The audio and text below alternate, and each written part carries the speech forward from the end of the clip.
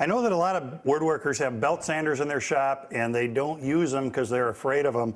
I want to help you tame your belt sander and make sure that you're using it every place you can. Just a couple things to master on this, and I'm going to help you get really good at using this machine.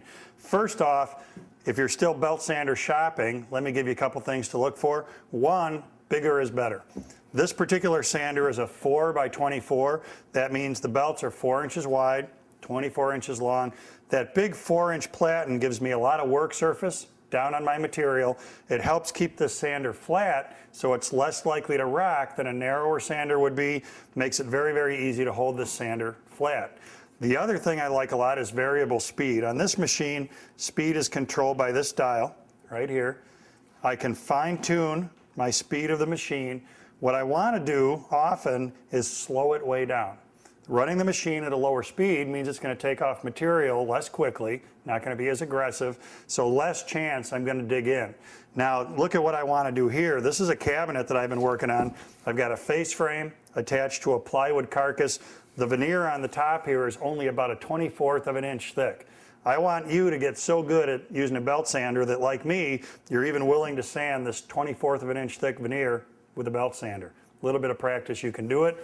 The variable speed helps out a bunch because I can slow down the stock removal. The other thing is put a fine belt on here when you're first getting the hang of the machine. I've got a 120 grit belt.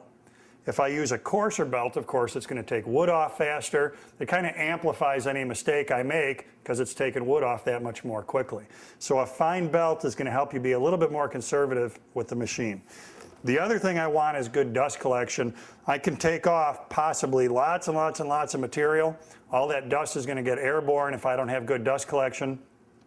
In this case, I've actually got the machine connected to a vacuum with a tool actuated outlet on it. So the belt sander itself is plugged into an outlet on the vacuum.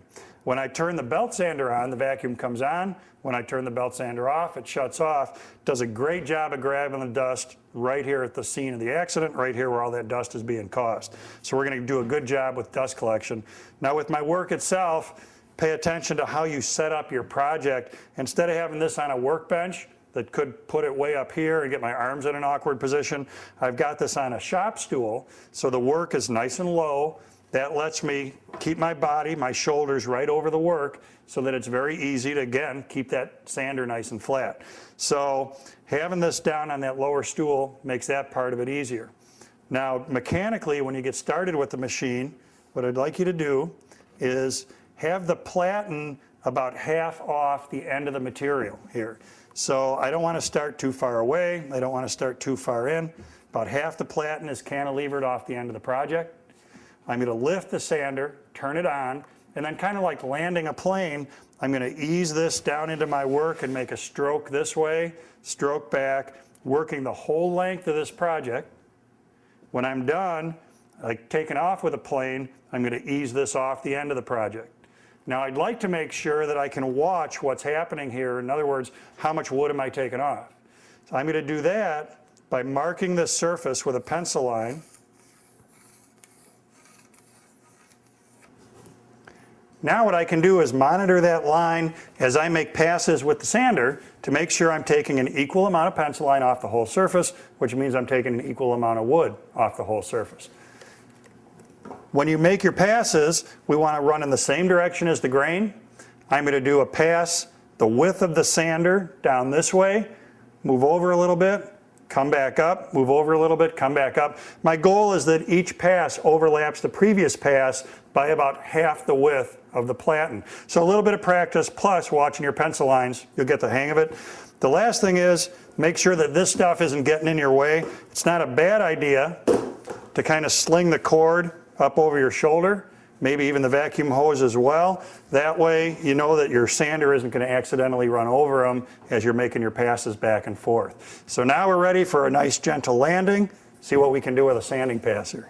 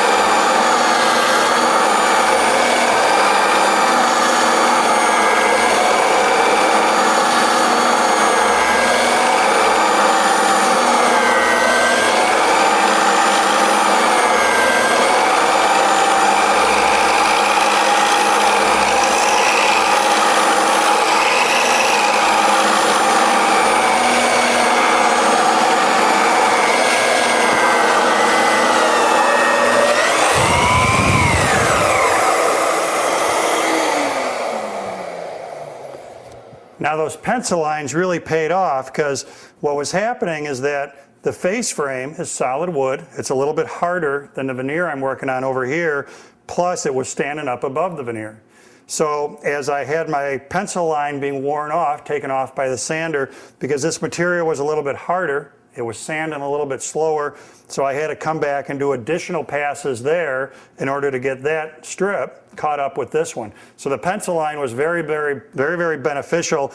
If I didn't have it, and I was working on getting this down, I might have taken too much off of this side, suddenly you've sanded through the veneer, and then this project is no good at all because you've got to sand through.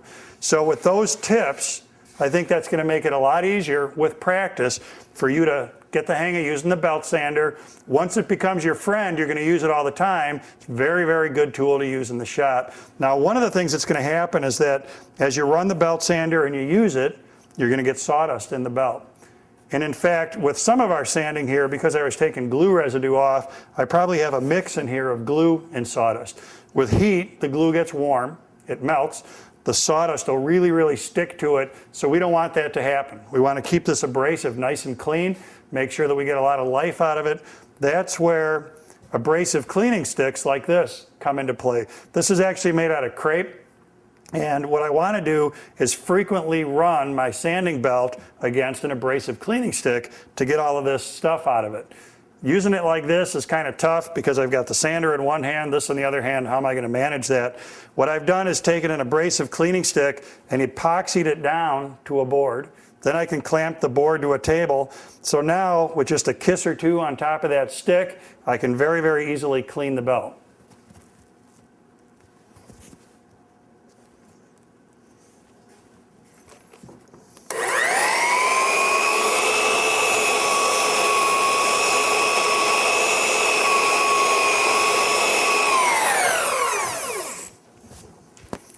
So that's simple. That belt is like new again. The abrasive cleaning sticks are way less expensive than these sanding belts are. There's no such thing as using these too much. So frequent use of that cleaning stick is going to keep your sander and your sander belt working well on the surface here. A little bit of practice, you'll be a belt sander master.